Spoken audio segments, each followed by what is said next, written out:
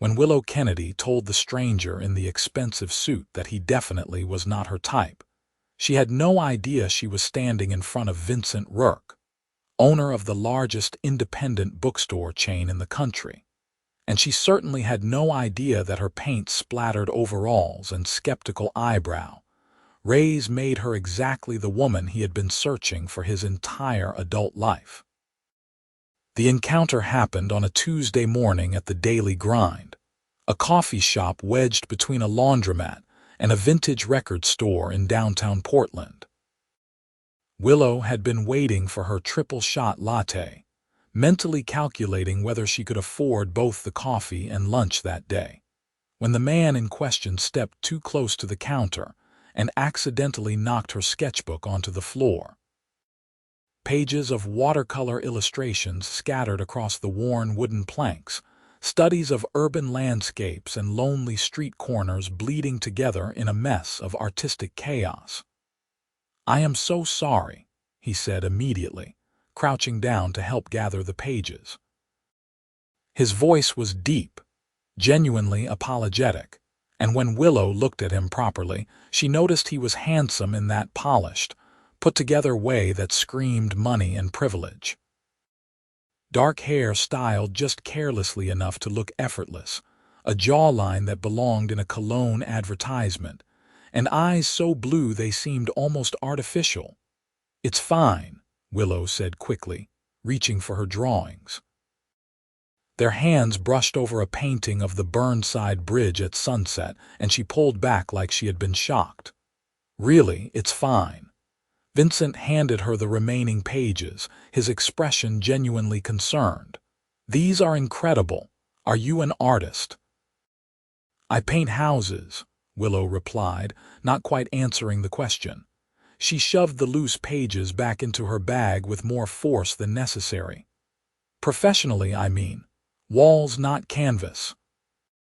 "But you should be painting canvas," Vincent said, and there was something in his tone that made Willow's defenses shoot up like fortress walls. It was not condescension exactly, but it was that particular brand of wealthy interest that she had encountered before, the kind that treated struggling artists like interesting curiosities rather than actual people. "Thanks for the career advice," she said dryly, accepting her latte from the barista. "I will take it under consideration." Vincent opened his mouth to respond, then seemed to think better of it. Instead, he smiled, and Willow hated that her stomach did a small, traitorous flip. "Let me at least buy you another coffee, to make up for the catastrophe." "I already have coffee," Willow pointed out, holding up her cup as evidence. "Then let me buy you lunch, or dinner, whichever meal you will actually say yes to." Willow studied him for a long moment, taking in the designer watch, the suit that probably cost more than her monthly rent, the confident way he stood like someone who was used to getting what he wanted. She had dated guys like this before, back in art school, wealthy boys who wanted to play at bohemian romance until real life got too messy or too boring. It always ended the same way, with Willow feeling like a summer project that had lost its novelty. "Look, you seem nice," she said finally, "but I'm not your type. Trust me on this one." Vincent's eyebrows lifted slightly. "You don't think you're my type?"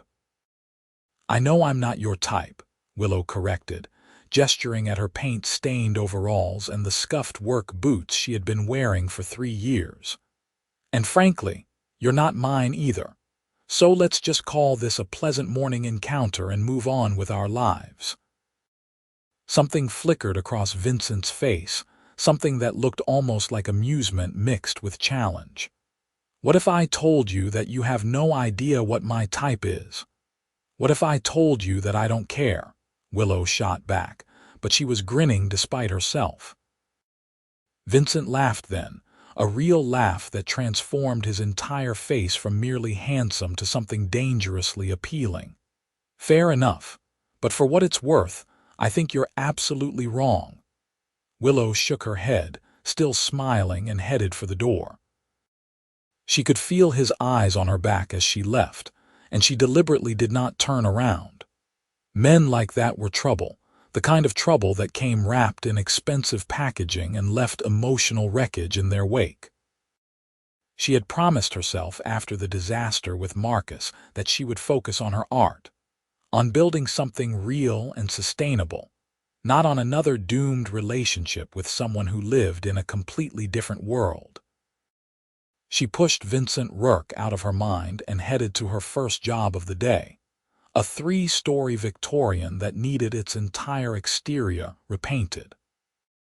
The homeowners were a retired couple who brought her lemonade and homemade cookies, and Willow spent the morning balancing on a ladder, rolling soft gray paint over weathered wood siding while her mind wandered through composition ideas for a new series she wanted to start.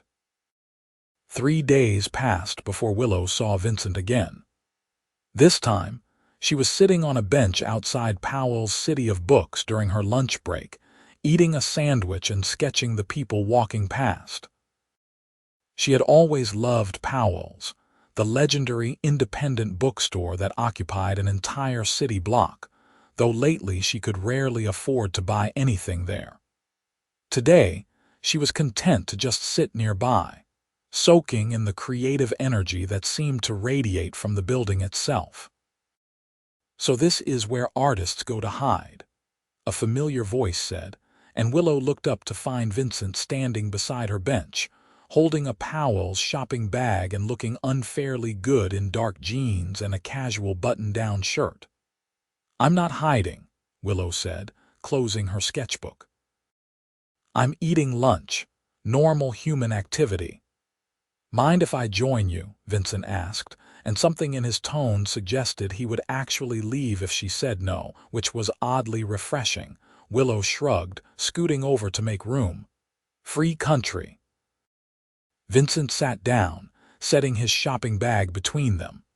For a moment, neither of them spoke, and Willow was acutely aware of how close he was, the subtle scent of his cologne mixing with the smell of old books and October air. "I owe you an apology," Vincent said finally. "The other day at the coffee shop I came on too strong, and the comment about your art, that was presumptuous. I don't know anything about your life or your choices." Willow blinked, surprised by the directness of the apology. "Oh, well, thank you, I guess. I have a tendency to say what I'm thinking without considering how it might sound," Vincent continued. "My sister says it's my most annoying quality, though she lists about 15 others right after it." Despite herself, Willow smiled.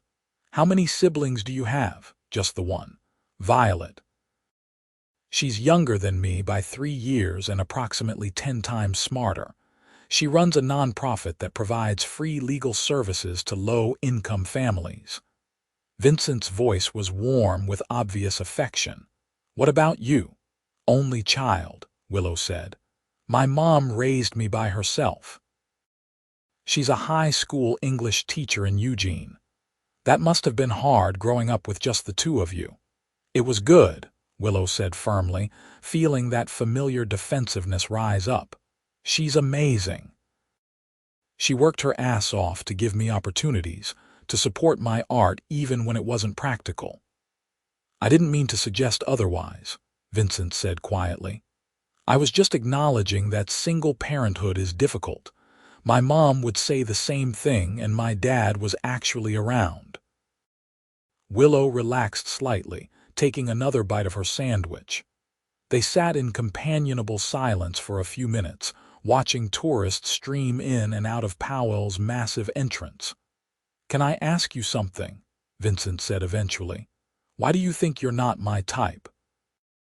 Willow laughed, shaking her head. "Are you seriously still on that? I'm curious. You made such a definitive statement, I want to understand your reasoning." "Fine," Willow said, turning to face him fully. "You clearly have money. A lot of money, based on that watch and the way you offered to buy a complete stranger dinner without blinking. You're polished and educated, and you probably have a corner office somewhere downtown with a view of the river. I paint houses for a living. I drive a 15-year-old Honda that makes concerning noises, and my apartment is a studio above a Thai restaurant. We exist in completely different economic realities, which means we have completely different life experiences, which means we would have nothing in common. Does that answer your question? Vincent was quiet for a long moment, his expression unreadable. What if I told you that you just described symptoms, not personality? That having money doesn't automatically dictate who someone is or what they value? Then I would say you're being naive, Willow replied, but her tone was gentler now. Money changes everything. It changes how you move through the world, what you worry about, what feels possible. I'm not saying it makes you a bad person, just that it creates a fundamental disconnect. And you've experienced this disconnect personally, Vincent said. It was not a question. My ex-boyfriend in art school, Willow admitted. His family owned a chain of luxury hotels. He liked the idea of dating an artist, thought it made him interesting or edgy or whatever. But when it came down to actually dealing with the reality of my life, the late rent payments and the part-time jobs and the uncertainty, he couldn't handle it.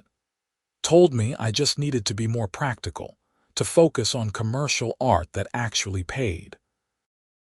Like my entire dream was just a phase I needed to outgrow.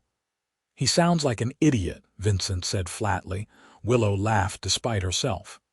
He was, actually, but he was also probably right that we didn't work together. We wanted different things. Different things, maybe, Vincent said. But not necessarily because of money. Maybe just because he was the wrong person. Maybe, Willow conceded. She checked her phone and sighed. I have to get back to work. I've got a whole garage to paint this afternoon. Before you go, Vincent said quickly, would you consider giving me your number? Not for a date, he added when he saw her expression. Just as friends.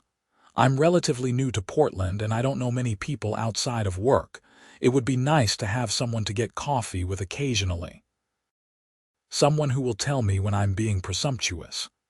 Willow studied him, trying to figure out his angle, but his expression was open, almost hopeful, and she found herself pulling out her phone. Fine, but only because you gave a decent apology. They exchanged numbers, and Willow gathered her things, trying to ignore the small thrill that ran through her when Vincent smiled.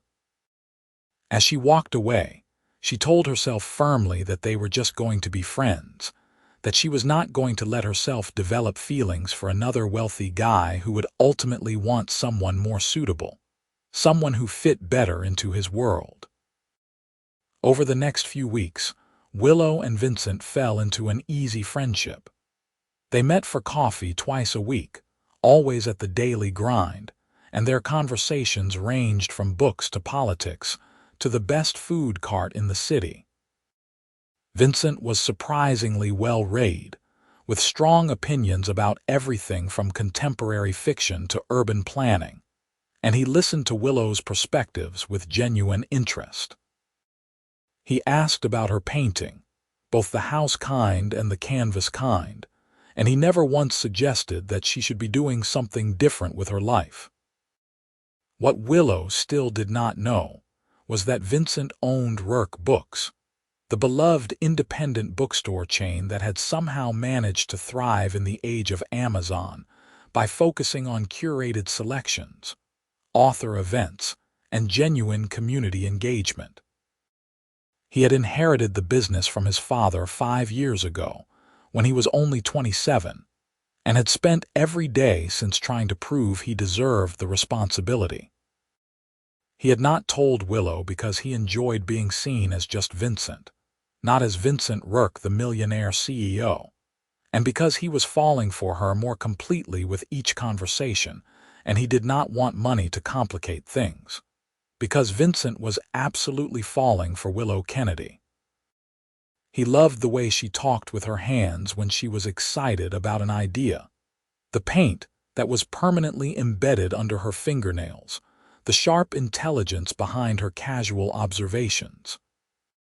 He loved that she called him out when he said something privileged or short-sighted, that she made him see the city and the world from a different angle. He loved her dedication to her art, the way she painted in the early mornings before work, filling her tiny studio with canvases that captured Portland's soul in layers of watercolor and acrylic. One Saturday in late October, Vincent convinced Willow to go hiking with him in Forest Park.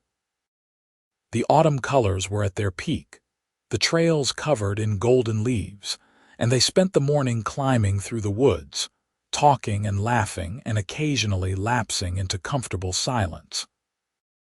At one point, Willow stopped to take photos of a particularly striking maple tree, and Vincent watched her work, noting the way she framed the shot, the artistic eye that informed everything she did. "You're staring," Willow said without turning around. "You're interesting to watch," Vincent replied honestly. Willow looked back at him, something complicated flickering across her face. "Vincent, what are we doing here?" "Hiking," he said, deliberately misunderstanding. "You know what I mean." Willow shoved her phone in her pocket and crossed her arms. "We've been hanging out for almost a month now. We talk almost every day. You text me terrible puns at midnight and I send you pictures of interesting doors I find around the city. This doesn't feel like just friendship anymore." Vincent's heart kicked into a higher gear. Would it be so terrible if it wasn't just friendship? "Yes," Willow said bluntly, "because I told you from the beginning that this wouldn't work. We're too different." "We're not that different," Vincent argued, moving closer. "We like the same books. We both think pineapple on pizza is an abomination. We both believe that Die Hard is absolutely a Christmas movie. We have great conversations and we make each other laugh, and I think you feel the same connection I do." "That's not enough," Willow said, but her voice was softer now, less certain. "Connection doesn't pay bills or bridge economic divides. Trust me, I've learned this lesson already." "Your ex was an idiot," Vincent repeated his earlier assessment, "and I'm not him." "How do I know that?" Willow asked, and there was real vulnerability in the question.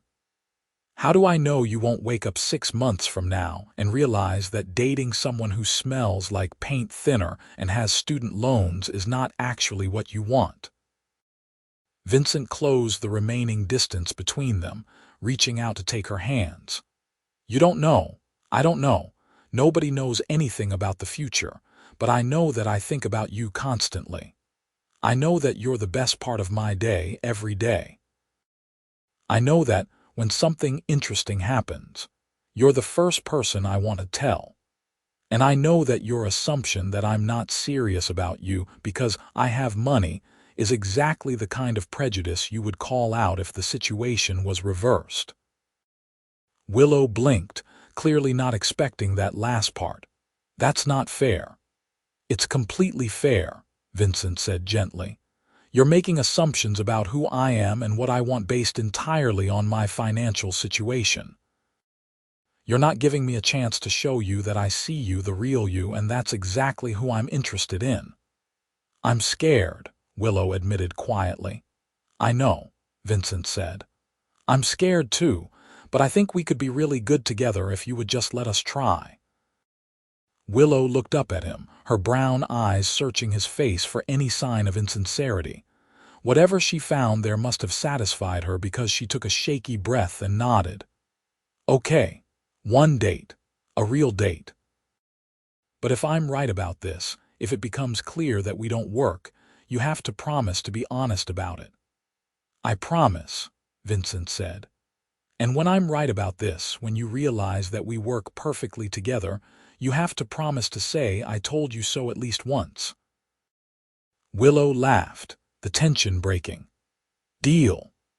Their first real date was the following Friday evening.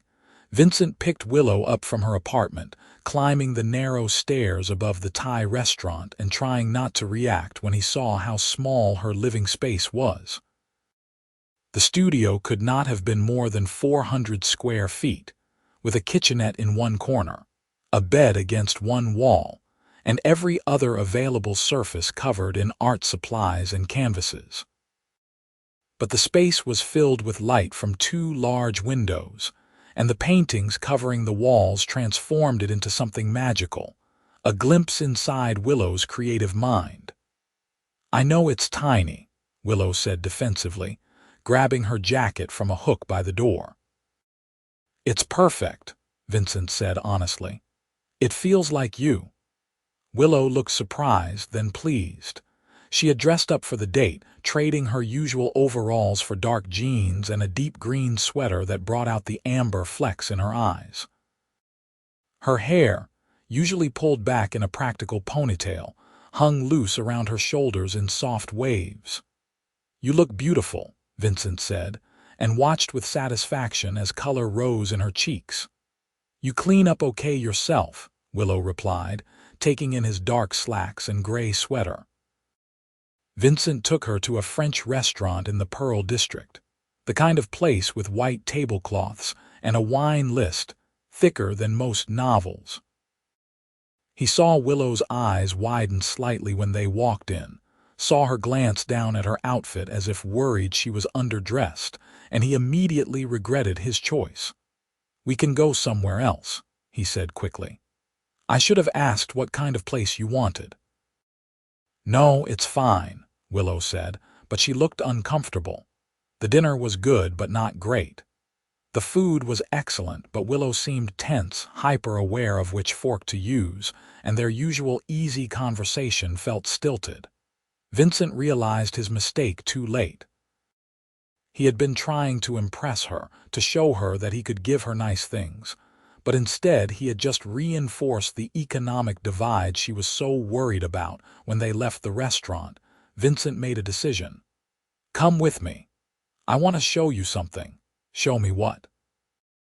Willow asked, but she followed him to his car, a practical sedan that was nice but not ostentatious. Vincent drove them to Powell's, parking in the garage across the street. The bookstore was still open, glowing warmly in the evening darkness, and Vincent led Willow inside through the main entrance. They wandered through the color-coded rooms, getting lost in the maze of shelves, and slowly Willow began to relax. She pulled out books to show him, reading passages aloud, debating the merits of various authors. This was the Willow he knew, animated and passionate and completely herself. "Better?" Vincent asked when they ended up in the rare book room, surrounded by first editions and literary history. "Much better," Willow admitted. "I'm sorry about dinner. I know you were trying to do something nice." "I was trying too hard," Vincent said. "I wanted to impress you, but I ended up just making you uncomfortable. I'm sorry." "I liked the intention," Willow said, moving closer to him. "And I appreciate that you noticed it wasn't working and fixed it. That's more than most guys would do." They were standing very close now, alone in the quiet room with its smell of old paper and leather bindings. Vincent reached up slowly, giving Willow plenty of time to pull away, and tucked a strand of hair behind her ear. His hand lingered on her cheek, and Willow's breath caught. "I really want to kiss you," Vincent said quietly. "Then stop talking and do it," Willow whispered. Vincent kissed her softly at first, a gentle pressure of lips that sent electricity racing through his entire body. Willow made a small sound and pressed closer, her hands coming up to grip his sweater, and the kiss deepened. It felt like coming home and jumping off a cliff simultaneously, terrifying and perfect and absolutely right. When they finally broke apart, both breathing hard, Willow laughed shakily.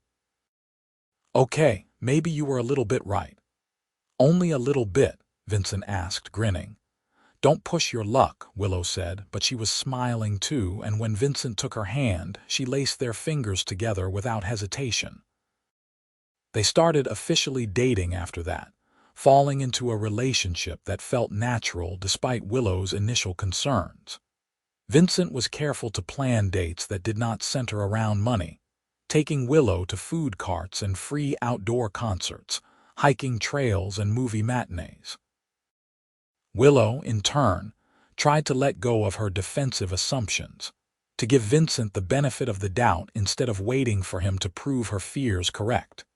2 months into their relationship, Vincent finally told Willow the truth about his job. They were at his apartment, a spacious loft in the West End that had made Willow go very quiet when she first saw it. She had been sitting on his couch, sketching in her ever-present notebook, while Vincent cooked dinner in the open kitchen. It was domestic and comfortable, and Vincent realized he did not want to keep hiding this part of himself anymore. "There's something I need to tell you," he said, setting down the knife he had been using to chop vegetables. Willow looked up, immediately sensing the seriousness in his tone. "Okay." "That sounds ominous." Vincent dried his hands and came to sit beside her. "It's not bad, I hope, but it's information I should have shared earlier, and I'm sorry I didn't. I was worried about how you would react, which I know is not a good excuse." "Vincent, you're kind of freaking me out," Willow said. "Just tell me." "I own Rourke Books," Vincent said simply. "The bookstore chain. That's my job. I inherited the company from my father, and I've been running it for the past 5 years. Willow stared at him for a long moment, processing. "Rourke Books. Like the Rourke Books, the chain with 40 locations across the country. 52 locations now, actually," Vincent said. "We just opened 3 new stores last month." "Holy shit," Willow said faintly. "You're not just wealthy, you're actually rich. Like really rich." "Yes," Vincent admitted. "And I should have told you sooner. I just liked being with someone who saw me as just me, not as a CEO or a millionaire or any of the other labels people tend to apply. And I know you have concerns about economic differences in relationships, so I was worried that knowing the full extent of my financial situation would push you away." Willow set down her sketchbook carefully, like she was trying to keep her hands busy. "How rich are we talking about here?" "My net worth is around 40 million, Vincent said. "The company itself is valued higher than that, but that's what I'm personally worth." $40 million, Willow repeated. She stood up and walked to the window, staring out at the city lights. "That's not wealthy, Vincent. That's an entirely different stratosphere of existence." Vincent's stomach tightened with anxiety. "Does it change things between us?" "I don't know," Willow said honestly. She turned back to face him. "I need to think. This is a lot to process." "Take all the time you need," Vincent said, even though waiting felt like torture. "But Willow, please remember that I'm the same person I was 5 minutes ago. The same person you've been dating for 2 months. The money doesn't change who I am or how I feel about you.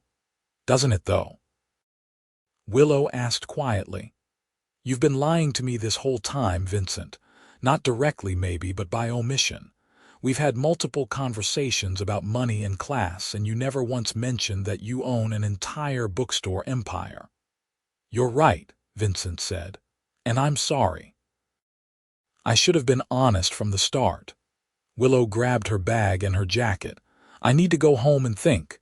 Can you call me a car or something? I'll drive you," Vincent said immediately. "No," Willow said firmly. "I need space right now. Please respect that." Vincent nodded, trying to hide how much her words hurt. He called her a car service and walked her down to the street, watching as she drove away without looking back. When he returned to his apartment, the half-cooked dinner felt like a rebuke, evidence of how quickly happiness could turn into uncertainty. Willow did not call or text for 3 days.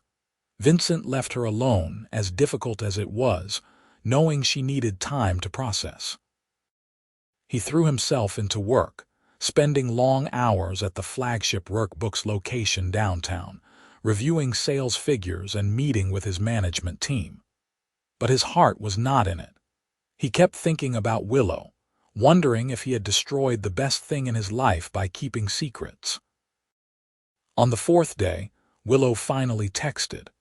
"Can we talk?" Vincent replied immediately. Anytime, anywhere, your place in an hour, I'll be here. Vincent spent the hour cleaning his already clean apartment, changing his shirt 3 times and trying not to imagine the worst. When Willow finally arrived, she looked tired, like she had not been sleeping well. Vincent wanted to pull her into his arms, but he kept his distance, letting her set the tone. "I've been doing a lot of thinking," Willow said, accepting the water he offered and sitting down on the couch. "About us, about money, about what I want in a relationship." "Okay," Vincent said carefully, sitting across from her. "I talked to my mom," Willow continued. "Told her the whole situation, and she asked me a question that I couldn't stop thinking about. She asked me if I was more upset about you having money or about you not telling me." "What did you say?" Vincent asked. "I said both," Willow admitted. "But the more I thought about it, the more I realized the lying bothered me more, because I get why you didn't tell me immediately. I literally told you that first day that we wouldn't work because of money. I set up this dynamic where you felt like you couldn't be honest about a fundamental part of your life. That doesn't excuse me keeping it from you for 2 months, Vincent said. No, it doesn't, Willow agreed. But it helps explain it, and I have to ask myself if this is a deal breaker for me, if you keeping this secret is something I can't forgive. Vincent's chest felt tight. And what's your answer? I don't want to break up, Willow said softly. I'm really angry and I'm definitely hurt, but I don't want to lose you. These past 2 months have been some of the happiest of my life. You make me laugh and you challenge me and you support my art in ways that nobody else ever has. When I paint, I think about showing you the finished piece. When something interesting happens, you're the person I want to tell, and that doesn't just go away because you have money or because you made a mistake. Relief flooded through Vincent so intensely that he felt lightheaded. Thank you. I promise, no more secrets. Full transparency from now on. I need that, Willow said. Because here's the thing, Vincent. The money does scare me. Not because I think it makes you a bad person, but because it creates complications. Power imbalances, different expectations. And I need to know that you're aware of those complications and that we can navigate them together. I am aware, Vincent said. And I want to navigate them with you. Tell me what you need to feel comfortable. Willow took a breath. I need to keep my independence. I pay my own rent, my own bills, my own expenses. I'm not saying we can't do nice things together, but I don't want to be someone you support financially. That's important to me. I can respect that, Vincent said, and I need you to be patient with me when I feel weird about wealth stuff. Because I probably will sometimes. I grew up watching my mom count pennies and stretch every dollar. Being around the kind of money you have is going to take adjustment. I understand, Vincent said, and I promise to listen when you tell me something makes you uncomfortable. Willow nodded, looking more relaxed now. Okay, then I think we can make this work. Can I hug you now? Vincent asked, because I have really missed you these past few days. Willow laughed and moved across to sit beside him. Vincent wrapped his arms around her, breathing in the familiar scent of her shampoo mixed with paint fumes. I missed you too, she admitted against his chest. More than I wanted to. I'm sorry I hurt you, Vincent said quietly. It won't happen again. It better not, Willow said. Because I don't give third chances. They ordered takeout that night and talked for hours. The kind of deep conversation that rebuilt trust brick by brick.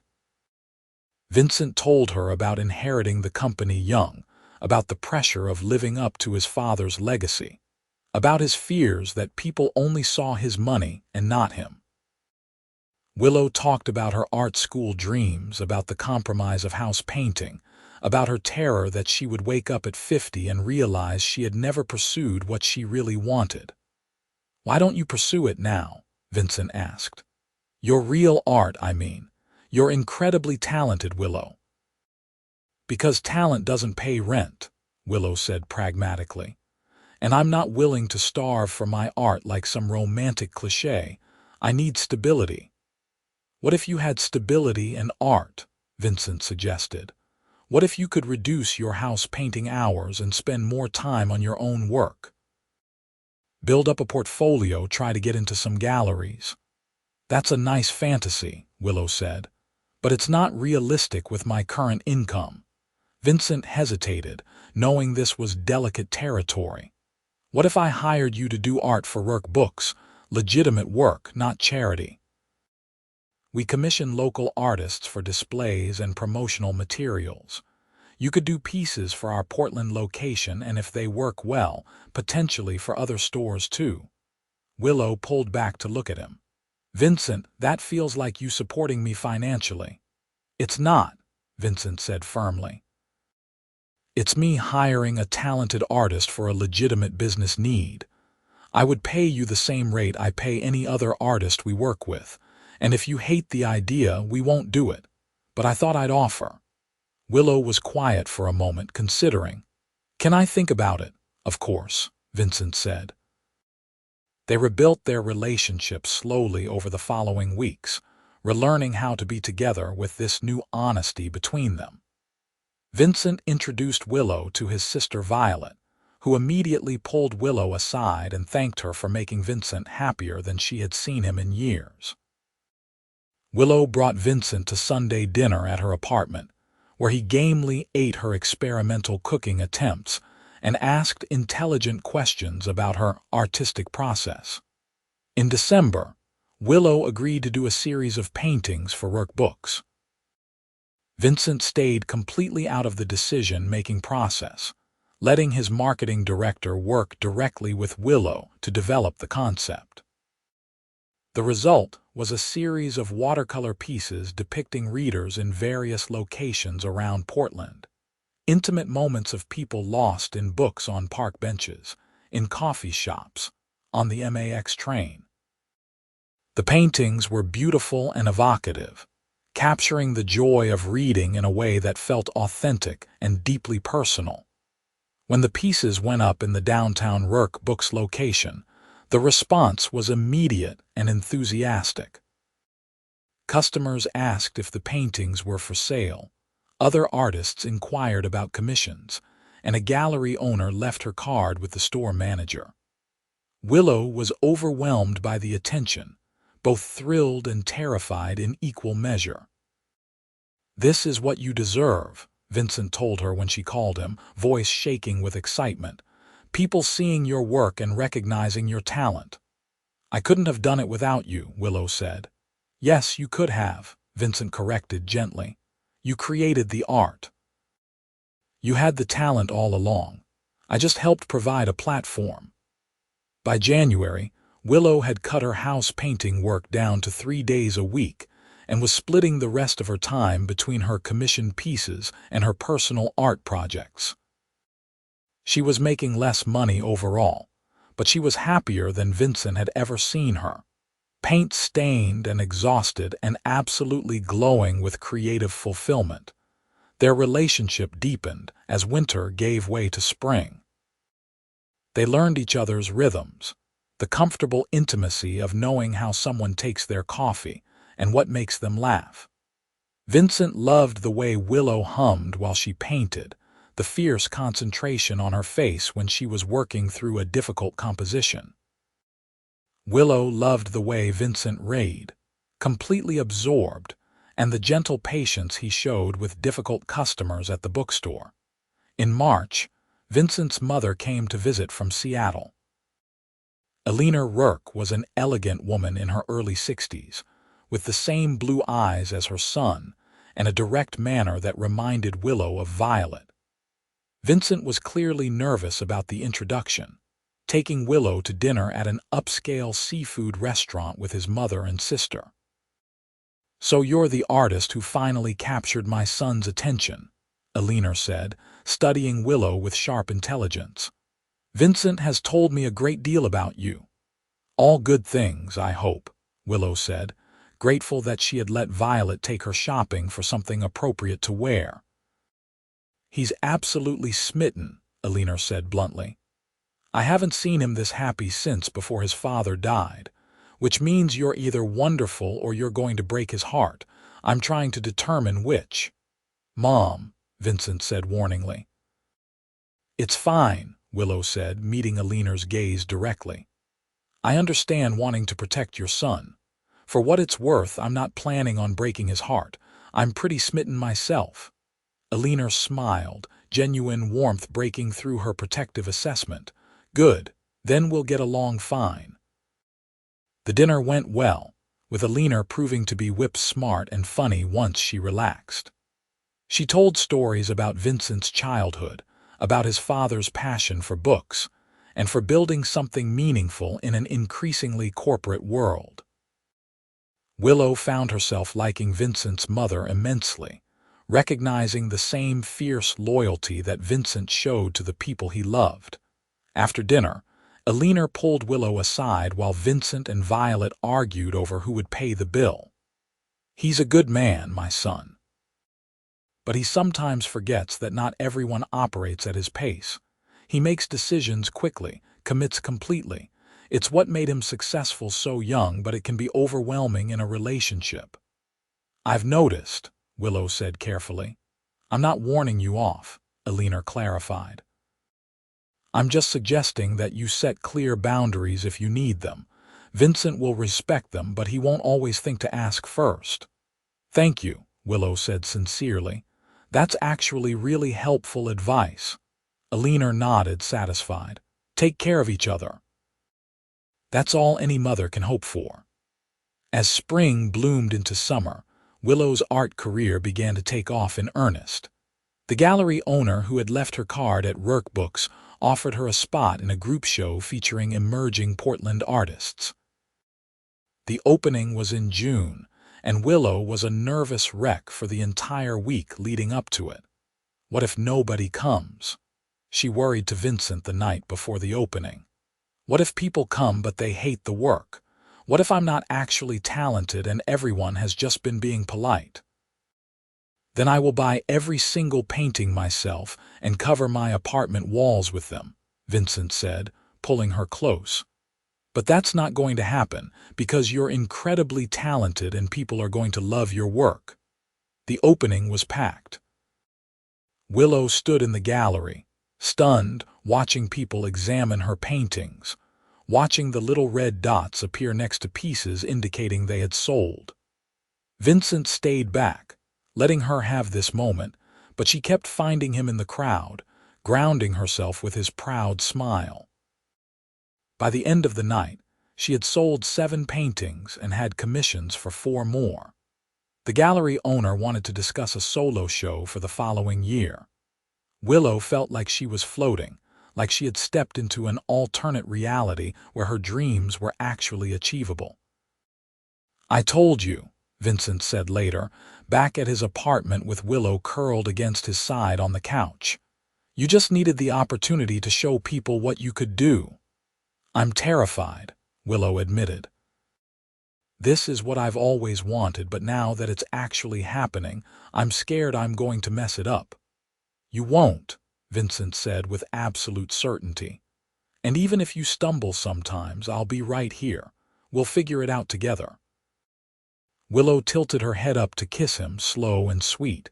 I love you, she said. I don't think I've actually said that out loud yet, but I do. I love you so much. Vincent's entire face lit up. I love you too. I've been waiting to say it for months. Why didn't you? Willow asked.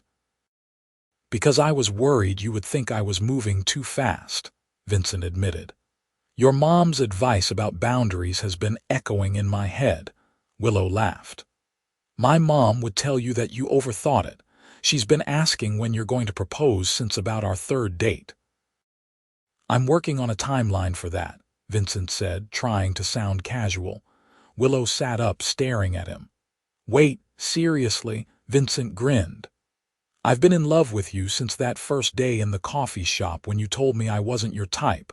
I want to spend my life with you, Willow. But I'm trying to be patient and not overwhelm you. You want to marry me? Willow asked, wonder in her voice. Eventually, yes, Vincent said. If you want that too. No pressure, no timeline, just something I'm thinking about when I picture our future." Willow kissed him again, deeper this time, and whispered against his lips, "I'm thinking about it too." In August, Willow moved out of her studio apartment and into Vincent's loft. She had resisted for weeks, worried about moving too fast, worried about losing her independence. But practically speaking, she was spending almost every night there anyway, and her art supplies had taken over half his living room. When he suggested she officially move in, it felt less like a big step and more like acknowledging what was already true. "I'm paying half the rent," Willow insisted. "The loft is paid off," Vincent said. "I own it outright. There is no rent." "Then I'm paying half the utilities and groceries," Willow countered. "Deal," Vincent agreed, knowing when to compromise. Living together was an adjustment, learning to navigate shared space and different habits. Vincent was neat to the point of being slightly obsessive, while Willow tended to leave art supplies scattered across every surface. They had their first real fight when Vincent moved her paints to organize the living room, and she couldn't find the specific shade of blue she needed for a commission. But they worked through it, establishing clear boundaries about workspaces and learning to communicate instead of letting resentments build. By September, they had found their rhythm. Willow painted in the mornings, the loft flooded with light from the large windows. Vincent went to work at Rourke Books, managing the business side of things while staying connected to the mission of supporting readers and literacy. Their evenings were spent cooking together, reading side by side on the couch, talking about their days and their dreams.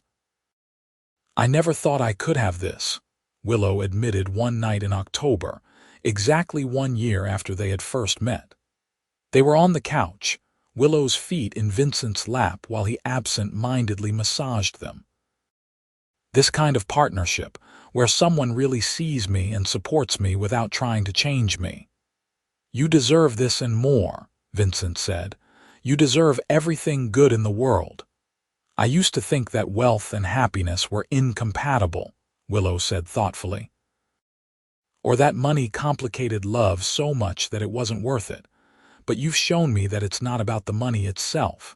It's about the person and their values and how they treat people." "For what it's worth," Vincent said, "you've taught me that money doesn't solve everything. Some of the happiest moments of my life this year have been the simple ones. Sunday mornings with you, walking through the city, watching you create. Those things don't cost anything, but they're priceless." Willow smiled, warmth flooding through her chest.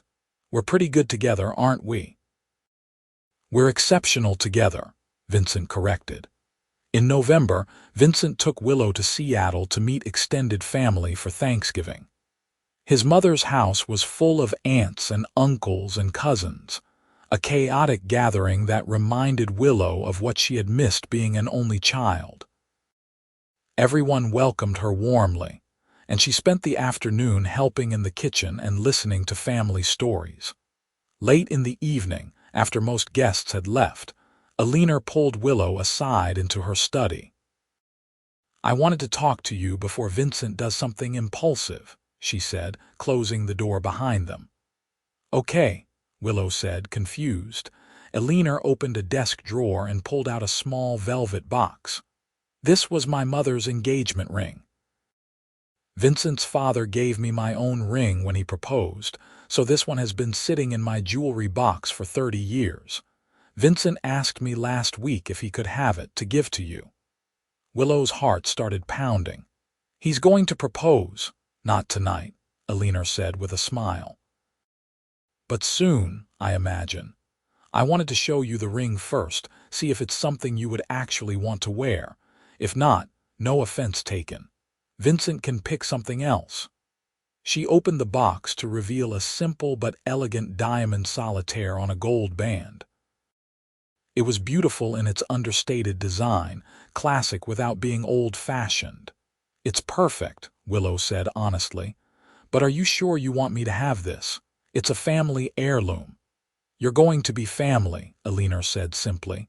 "And I think my mother would have loved you." She was an artist too, a sculptor. She understood the importance of creating something meaningful with your life. Willow felt tears prick her eyes. "Thank you, that means so much to me." Eleanor hugged her, brief but warm. "Welcome to the family, Willow. Officially or not, you're one of us now." Vincent proposed on Christmas Eve, in the most unexpected and perfect way possible. He took Willow to Rourke Books after closing, when the store was empty and quiet. He led her to the rare book room where they had shared their first kiss, and Willow saw that the space had been transformed. Candles flickered on every surface, and her paintings from the series she had done for the store hung on the walls, creating a gallery of their shared history. "Vincent, what is this?" Willow asked, tears already forming. "This is me, trying to create a moment worthy of you," Vincent said. He took both her hands, his blue eyes intense with emotion. "1 year ago, you told me I wasn't your type. You laughed at the idea that we could work together, and you had every reason to feel that way, every reason to protect yourself."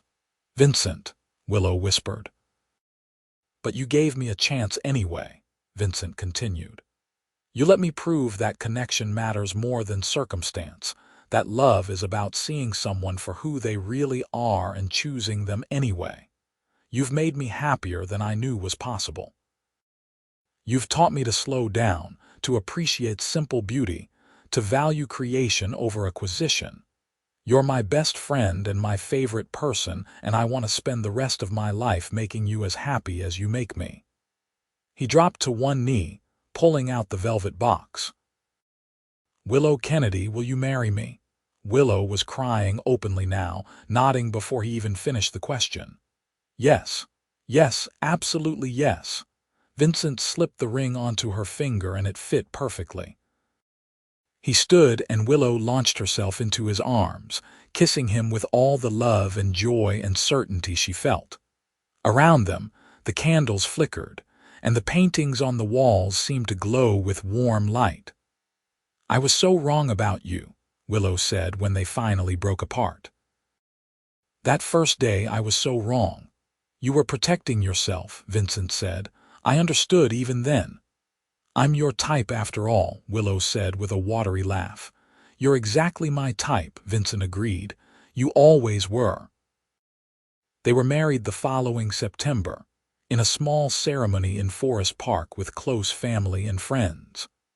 Willow wore a simple dress she had found at a vintage shop, altered by a seamstress friend, and she carried wildflowers that Violet had gathered that morning.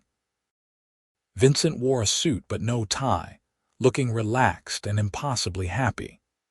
They exchanged vows they had written themselves, promises about supporting each other's dreams and choosing love even when it was difficult. Eleanor cried during the ceremony. Willow's mother cried harder. Violet gave a toast at the reception that was both hilarious and touching, telling stories about Vincent's awkward teenage years and how Willow had softened his sharp edges. "To Vincent and Willow," Violet said, raising her glass. "May you always remember that love is not about finding someone perfect, but about finding someone perfect for you. And may you never stop making each other laugh, even when you're old and cranky." Everyone drank, and Vincent pulled Willow close, whispering in her ear. "I can't wait to be old and cranky with you." "Same," Willow whispered back. "I love you so much." 2 years after the wedding, Willow had her first solo show at a prestigious downtown gallery. The collection was titled Ordinary Moments, paintings that captured the beauty in everyday life. People waiting for the bus, couples holding hands in the rain, children playing in fountains. The show was a critical and commercial success, with several pieces purchased by major collectors. Vincent attended the opening with fierce pride, staying close but letting Willow have the spotlight. He watched her talk to patrons and critics, confident and articulate about her work, and he marveled at how far she had come from the defensive young woman in paint, splattered overalls, who had told him he wasn't her type. "Penny for your thoughts," Violet said, appearing beside him with 2 glasses of champagne. "Just thinking about how lucky I am," Vincent said. "How easily this could have gone differently if Willow hadn't given me a chance." "She's the lucky one too," Violet pointed out. "You saw her talent before anyone else did. You supported her dreams without trying to control them. That's not as common as it should be." "We're both lucky," Vincent compromised. 3 years into their marriage, Willow got pregnant. It wasn't planned, but it wasn't unwelcome either, and they spent 9 months preparing the spare bedroom into a nursery, painting the walls with murals that Willow designed and Vincent helped execute. Their daughter was born in April, a healthy baby girl they named Grace Eleanor, after Vincent's grandmother and mother.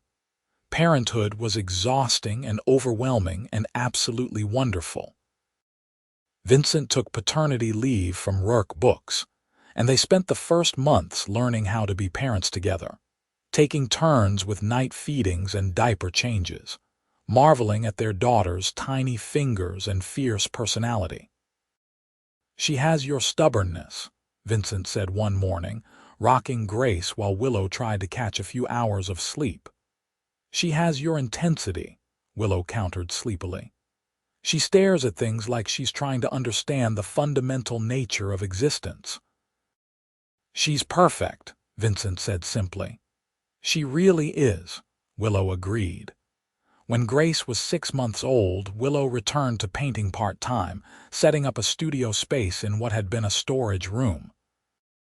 Vincent adjusted his work schedule to spend more time at home, and they figured out a balance between careers and parenthood that worked for their family. Eleanor visited often, thrilled to be a grandmother, and Willow's mother moved to Portland to be closer to her granddaughter. 4 years after Grace, their son was born. William Vincent, called Will, who was calmer than his sister but equally loved. Their family felt complete, the loft filled with the chaos and joy of children's laughter and scattered toys and family dinners. On their 10th wedding anniversary, Vincent took Willow back to the daily grind, the coffee shop where they had first met. It had not changed much, still wedged between the laundromat and the record store, still serving overpriced lattes to Portland's hipsters and artists. "I can't believe it's been 11 years since I knocked your sketchbook on the floor," Vincent said, ordering their usual drinks. "I can't believe I told you that you weren't my type," Willow said, shaking her head. "Past me was an idiot." "Past you was scared," Vincent corrected. "And she had good reason to be, but she was brave enough to take a chance anyway." They took their coffee to a bench outside, the same bench where Vincent had found Willow sketching years ago. The city hummed around them, familiar and beloved, the backdrop to their life together. "Do you ever regret it?" Willow asked. "Pursuing me even when I pushed back. You could have found someone easier, someone who fit into your world better." "Not for a single second," Vincent said firmly. "You are my world, Willow, you and the kids and this life we've built together. Everything else is just details." Willow leaned her head on his shoulder, breathing in the moment. They had come so far from that first encounter, from her defensive assumptions and his hidden identity. They had built something real and lasting, a partnership based on love and respect and genuine understanding. "I'm glad I was wrong about you," Willow said softly. "I'm glad you gave me the chance to prove it," Vincent replied. Their children grew up surrounded by books and art, creativity and curiosity encouraged at every turn. Grace showed early talent for drawing, filling sketchbooks with her observations of the world. Will loved stories, listening intently as Vincent read to him, asking questions about characters and plots. On weekends, they visited Rourke Books as a family, the kids running through the color-coded rooms while Willow and Vincent browsed hand in hand. Sometimes they would find a quiet corner and read together. Grace and Will sprawled across their laps, the four of them connected in their shared love of stories and imagination. Willow continued to paint, her style evolving as she grew as an artist. She had several more successful shows, sold pieces to museums and private collectors, taught workshops at the community college. But her favorite paintings were always the personal ones, the portraits of Vincent reading to the children, of Grace's first day of school, of Will's gap-toothed smile. These pieces hung in their home, a visual record of their life together. Vincent grew Rourke books steadily, opening new locations but never losing sight of the mission his father had started. He made sure every store felt like a community hub, hosting author events and book clubs, offering space for local artists to display their work. Several stores featured permanent installations of Willow's paintings, and they had become something of a signature for the brand. On their 20th anniversary, they renewed their vows with Grace and Will standing beside them as witnesses. Grace was 16, tall and artistic like her mother. Will was 12, thoughtful and kind like his father. They stood in the same spot in Forest Park where Vincent and Willow had married the first time, surrounded by family and friends who had been part of their journey. 20 years ago, I told you that you weren't my type, Willow said during her vows, smiling through happy tears. I was so convinced that our differences would doom us, that love wasn't enough to bridge the gaps between our worlds.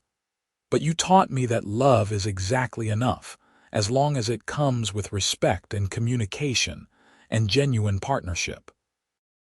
You've been my biggest supporter, my best friend, the person who sees me at my worst and loves me anyway. Being your wife has been the greatest joy of my life. Vincent could barely speak through his own emotion. You told me I wasn't your type, and I spent every day since then trying to prove that I was exactly your type. Not by changing who you are, but by showing you who I am. You've made me a better person, a better father, a better man. You've taught me to slow down and appreciate beauty, to value people over profit, to create something meaningful with my life. I love you more today than I did 20 years ago, and I'll love you more tomorrow than I do today. Grace and Will both cried during the ceremony. Eleanor dabbed at her eyes with a handkerchief. Willow's mother beamed with pride. After the ceremony at the reception held at Rourke Books downtown, Violet pulled Willow aside. I knew you two would make it, she said. From the first time Vincent introduced us, I could see how he looked at you. Like you hung the moon. I got lucky, Willow said. You both did, Violet corrected. You found each other and you did the work to make it last. That's not luck, that's commitment. As the evening wound down, Vincent and Willow slipped away to the rare book room where they had shared their first kiss and where Vincent had proposed. The space held so many memories now, milestones in their shared history. I was thinking about that first day again, Vincent said, pulling Willow close. When you laughed at the idea of us dating, you were so certain it wouldn't work. I was scared, Willow said. I couldn't see past my own assumptions and fears. I'm so glad you were patient with me. I knew from the beginning that you were worth the effort, Vincent said. I saw you, really saw you, and I knew I wanted to spend my life with that person. With you. You were exactly my type after all, Willow whispered. You always were. I just needed time to realize it. They stood in the quiet room, holding each other, grateful for every moment that had brought them to this point. Outside, their children laughed with family and friends. Around them, books held 1,000 different stories of love and loss and triumph.